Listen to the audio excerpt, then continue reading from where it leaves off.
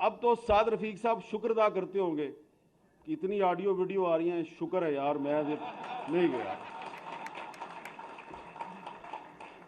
لیکن یہ بات آپ کو بتا دوں کہ خوش نہ ہوں آپ، یہ کوئی اچھی چیز نہیں ہے. یہ سب کی آئیں گی، ایک کی نہیں آئے گی، یہ سب کی آئیں گی. اس حمام میں سارے ہی ننگے ہیں، کوئی جاگیردار سرمایہ دار. یہ کلاس ہی ایسی ہے، یہ کلاس جو ہے نا، یہ آپ لوگوں کو سمجھ نہیں آئے گی. آپ کا تعلق اس کلاس سے نہیں ہے. آپ کہتے ہیں صرف عمران خان یو ٹرن لیتا ہے، میں کہتا ہوں کہ آپ سارے یو ٹرن لیتے ہیں، لیکن وہ تو بہت ہی زیادہ لیتا ہے، کبھی کبھی آپ بھی لے لیتے ہیں. جب آپ کہتے ہیں جی ایوب خان نے کیا، تو ایوب خان نے تو بہت غلط کام کیے، لیکن اس کو جو ایکسکیوز ہے، اپرچونٹی ہے، حالات، اس کے لیے وہ مسلم لیگیوں نے خود پیدا کیے.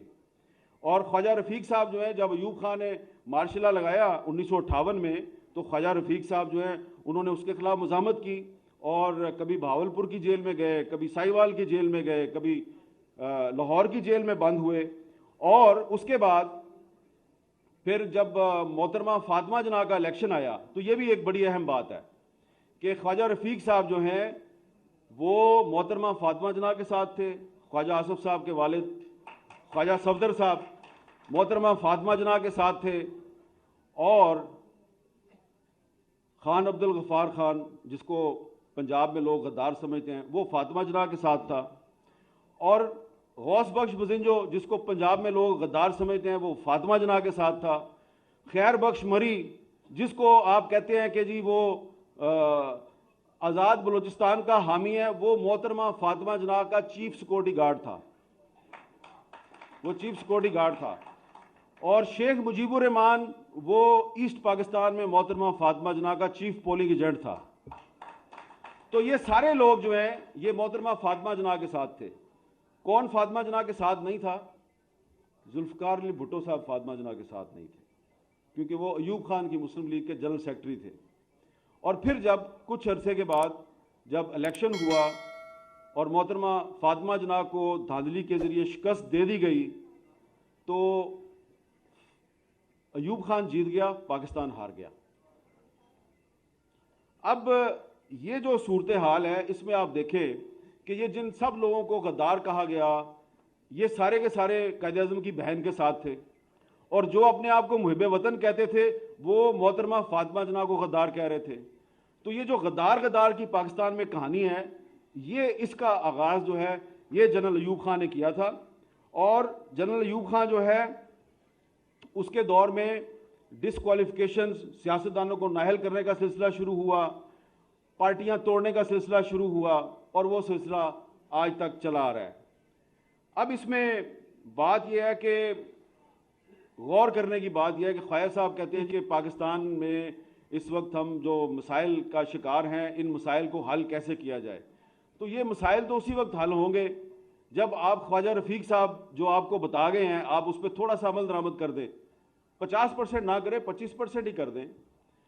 یہاں پہ آپ نے ان کے اقوال زرعی جو ہیں وہ لکھے ہوئے ہیں نا، تو اس میں یہ ادھر جو لکھی ہوئی ہے ایک جمہوریت کے بارے میں ان کی ایک ان کا کال لکھا ہوا ہے، اسی پہ عمل درآمد کر لیں. جمہوریت کی جنگ آپ اس وقت تک نہیں جیت سکتے جب تک آپ اپنی پارٹیوں میں جمہوریت نہیں لے کے آتے.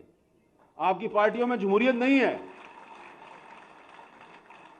نہ مسلم لیگ نون میں جمہوریت ہے، نہ پیپلز پارٹی میں جمہوریت ہے، نہ تحریک انصاف میں جمہوریت ہے. ہاں، الیکشن کمیشن کو بیوقوف بنانے کے لیے آپ ایک جعلی سا الیکشن ضرور کرواتے ہیں، لیکن اس الیکشن میں بھی جو عہدیدار جو ہے، جو صدر بنتا ہے، نائب صدر بنتا ہے، صوبائی صدر بنتا ہے، جنرل سیکرٹری بنتا ہے، وہ سارے آپ پنجابی جو کہتے ہیں نا وانڈ پاندے ہو تسی.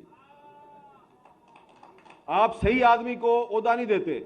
اور اگر کوئی آدمی بہت اچھا ذہین ہو، بڑی اچھی تقریر کرنے والا ہو، بڑا پڑھا لکھا ہو، تو یہ اس کی بیچارے کی خامی بن جاتی ہے، یہ اس کی خوبی نہیں بنتی. تو اس لیے میں یہ عرض کروں گا معذرت کے ساتھ کہ خواجہ محمد رفیق صاحب کی برسی پہ اگر آپ نے سچ بولنا ہے تو سچ یہ ہے کہ آج پاکستان میں جمہوریت اس لیے کمزور ہے کہ آپ نے پاکستان کے جمہوری اداروں کو اور پاکستان کی سیاست کو جاگیرداروں اور سرمایہ داروں کی لونڈی بنا دیا ہے. اور قائد اعظم محمد علی جناح جنہوں نے پاکستان بنایا نہ سرمایہ دار تھے نہ جاگیردار تھے. علامہ اقبال جنہوں نے پاکستان کا تصور پیش کیا نہ سرمایہ دار تھے نہ جاگیردار تھے. تو یہ ایک لوئر مڈل کلاس اور مڈل کلاس کی لیڈرشپ جو ہے اس نے پاکستان بنا کے دیا اور پاکستان پہ قبضہ کر لیا جاگیرداروں نے, سرمایہ داروں نے اور فوجی ڈکٹیٹروں نے. تو یہ جو فوجی ڈکٹیٹر ہوتا ہے یہ جب بھی جمہوریت کا تختہ الٹتا ہے تو اس کو جو سب سے پہلے جو اس کو اتحادی ملتا ہے وہ بڑے بڑے جاگیردار ہوتے ہیں اور بڑے بڑے سرمایہ دار ہوتے ہیں. تو اس لیے پھر یو ٹرن آ جاتا ہے پاکستان کی سیاست میں. ہر کوئی یو ٹرن لیتا ہے. آپ کہتے ہیں صرف عمران خان یو ٹرن لیتا ہے, میں کہتا ہوں کہ آپ سارے یو ٹرن لیتے ہیں, لیکن وہ تو بہت ہی زیادہ لیتا ہے, کبھی کبھی آپ بھی لے لیتے ہیں. ٹھیک ہے نا. اور اب میں یو ٹرن کی اس کی بحث میں نہیں جاؤں گا کہ آپ نے کتنے لیے اور اس نے کتنے لیے, لیکن جو آپ نے خواجہ صاحب بات کی اس کے بارے میں وہ بات آپ نے بڑی درست کی. وہ مجھے اس لیے پتہ ہے کہ اگر آپ برا نہ منائے تو میں یہ بھی بتا دوں, یہ خواجہ سعد رفیق صاحب عمران خان کو بڑی اچھی طرح جانتے ہیں. ایک دفعہ جب سچ بولنے کے جرم میں مسلم لیگ نون نے خواجہ سعد رفیق صاحب کے خلاف ایک کارروائی کی اور ان کی رکنیت کو معطل کر دیا تو عمران خان صاحب نے فوراً ان کو آفر کی کہ آپ تحریک انصاف میں آ جائیں اور میری پارٹی کے مرکزی سیکرٹری جنرل بن جائیں. لیکن خواجہ سعد رفیق صاحب نے انہوں نے اپنی مخصوص مسکراہٹ کے ساتھ انکار کر دیا.